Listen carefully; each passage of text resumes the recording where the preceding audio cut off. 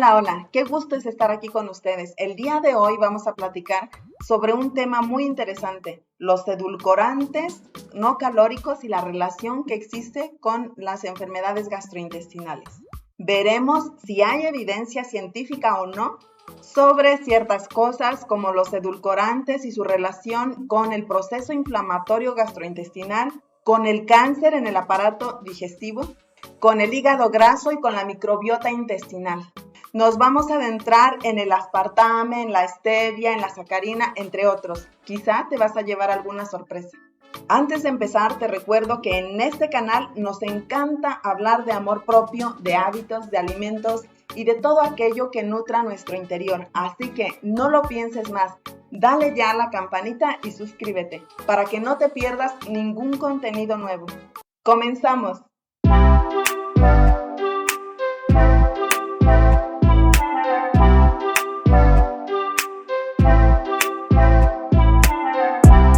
El término edulcorante hace referencia a aquel aditivo alimentario que proporciona un sabor dulce y que habitualmente no aporta o proporciona muy poca energía.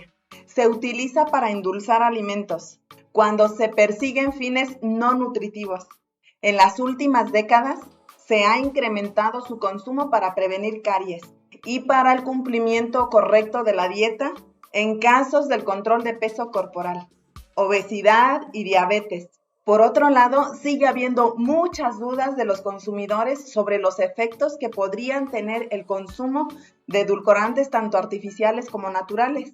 Aquí en la descripción te voy a dejar un artículo científico que fue publicado en el año de 2019 sobre el consumo de edulcorantes no calóricos y la relación que existe con las enfermedades gastrointestinales. Te platico que esta revisión la hace un grupo de expertos en toxicología, en microbiología y en nutrición. Y esas conclusiones que se otorgan en este artículo están basadas en toda esa evidencia científica publicada. En ese sentido, nos dice que toda evidencia publicada hasta el día de hoy no confirma el potencial carcinogénico de los edulcorantes no calóricos, y que algunos edulcorantes como la sacarina, el aspartame, la sucralosa podrían incrementar la secreción de hormonas gastrointestinales reguladoras de la motilidad intestinal. Además que los glucósidos de esteviol podrían tener un efecto favorable en el porcentaje de grasa hepática. Más sencillo, que la stevia tiene ciertos beneficios. Veamos qué es esto. Partimos de que los carbohidratos son fundamentales y necesarios en nuestra alimentación, ya que de acuerdo a la FAO, la ingestión debe oscilar entre el 45 y el 60%. Una parte importante de estos carbohidratos en los alimentos corresponde a los monosacáridos y los disacáridos, mejor conocidos como azúcares. También recordemos que estos requerimientos se van a cubrir a través del consumo de frutas, de verduras, de lácteos, de cereales, etc. Sin embargo, el consumo elevado de carbohidratos se ha relacionado con enfermedades como el síndrome metabólico, enfermedades cardiovasculares y diabetes mellitus tipo 2. Por esta razón han surgido nuevos ingredientes que tienen las mismas características como el sabor dulce, pero sin los efectos ni las consecuencias que se le atribuyen a los azúcares, como los edulcorantes no calóricos. Seguramente los has escuchado mencionar, ya que son ampliamente utilizados en la industria de los alimentos, no solo por su bajo contenido calórico, sino también por su bajo costo y por su poder edulcorante comparado con el azúcar de mesa. Te cuento que tenemos edulcorantes aprobados por la FDA y estos son sacarina, aspartame, neotame, acesulfame, sucralosa y advantame. Además, otros dos naturales reconocidos como GRAS, por sus siglas en inglés es generalmente seguro. Y estos son la stevia y luo han guo. Cada uno tiene diferente poder edulcorante. Nada más para que se den una idea. La stevia, además de ser un edulcorante natural y resistente al calor, es de 200 a 400 veces más dulce que el azúcar de mesa. Y el neotame de 7,000 a 13,000 veces más dulce que el azúcar. También la FDA hace recomendaciones sobre la ingestión diaria. Por aquí les dejo esta tablita donde pueden observar esas dosis recomendadas. Veamos, en el caso de la stevia, se recomiendan 4 miligramos por kilogramo de peso corporal y de aspartamo 50. Cada quien haga su cálculo de acuerdo a su peso corporal y seguramente te darás cuenta que estás consumiendo mucho más que lo permitido. Mira, actualmente ha incrementado el consumo de estos edulcorantes y no solo me refiero en las personas con diabetes tipo 2, sino también en personas sanas que tienen un cambio en su estilo de vida. Existe una controversia entre los estudios en microbiota intestinal por todos esos factores que intervienen. Además, los edulcorantes que no se absorben en el intestino delgado podrían generar alteraciones en la microbiota intestinal, modificando el equilibrio bacteriano, lo cual podría generar un cambio en la motilidad intestinal. Veamos qué dicen los expertos. En primera, la absorción y el metabolismo va a depender sin duda del tipo de edulcorante que se trate y de su cantidad utilizada. El acesulfame se absorbe casi en su totalidad en el intestino delgado, hasta llegar a la circulación y después se distribuye en la sangre hacia todos los tejidos del cuerpo. Y la parte que no se absorbe se desecha a través de la orina y las heces. Los glucósidos de esteviol o stevia se obtienen de una planta y esos glucósidos se encuentran en sus hojas. No se cuenta con estudios realizados en humanos sobre los edulcorantes y su relación con el proceso gastrointestinal, únicamente con animales, de los cuales un estudio mostró que la sacarina, administrada durante 6 meses en ratones macho, induce a la inflamación, mientras que también existe la evidencia que el esteviol tiene un poder antiinflamatorio, ya que se ha visto que el glucósido de esteviol y sus compuestos relacionados ejercen un efecto antioxidante y antiinflamatorio.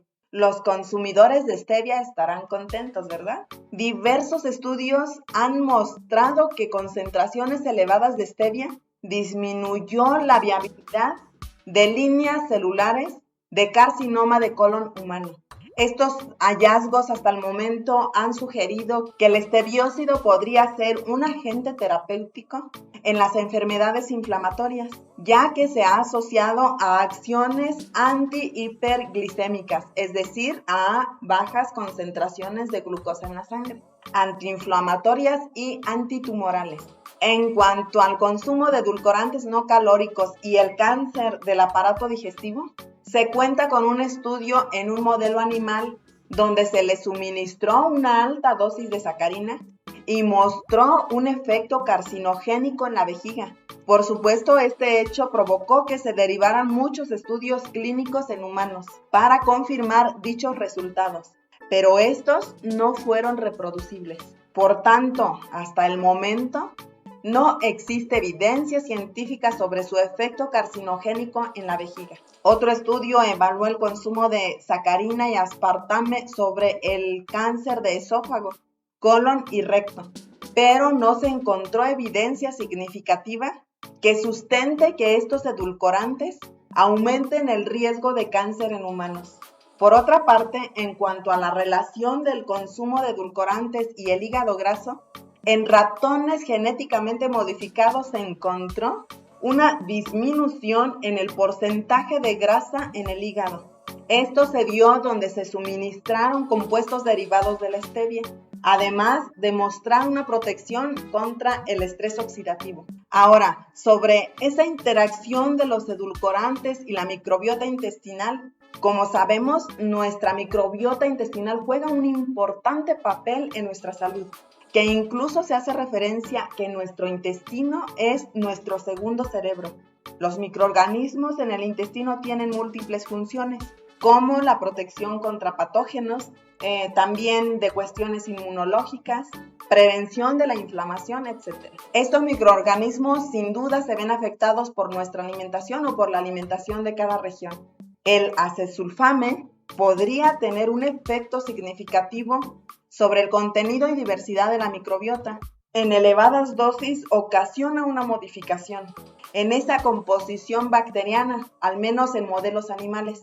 De igual forma, el aspartame ocasionó cambios significativos en la microbiota y dado que puede modificar esa composición en la microbiota, es importante que se recomiende con precaución en pacientes con alguna hepatopatía crónica y por supuesto que se realicen más estudios para establecer esas implicaciones en enfermedades metabólicas. Se concluye que los edulcorantes no calóricos potencialmente podrían modificar la microbiota intestinal. Y esto obviamente podría tener algunos efectos sobre algunas manifestaciones gastrointestinales. Sin embargo, es muy importante que se realicen más estudios para establecer todas esas implicaciones en el desarrollo de enfermedades relacionadas con esos cambios. Conclusiones. No hay evidencia sobre un posible efecto inflamatorio en el intestino causado por el consumo de edulcorantes no calóricos. Otra conclusión fue que hasta la fecha no se ha demostrado un potencial carcinogénico de los edulcorantes no calóricos. Los estudios en modelos animales sugieren que los derivados de la stevia parecen tener un efecto favorable en el porcentaje de grasa hepática, pero obviamente se requieren más estudios clínicos que establezcan esa posible asociación. Ahora bien, estudios en modelos experimentales establecen que sí existen cambios en la microbiota intestinal causada por el consumo de edulcorantes. Habría que estudiar el efecto de estos cambios sobre la salud digestiva. Y para cerrar, como resumen tenemos que los edulcorantes se utilizan para endulzar alimentos. Tenemos tanto naturales como artificiales. Dentro de los artificiales se encuentra la sacarina, el aspartame, la sucralosa, el neotame, acesulfame y advantame. Mientras que dentro de los naturales tenemos a la stevia y al luohan-guo.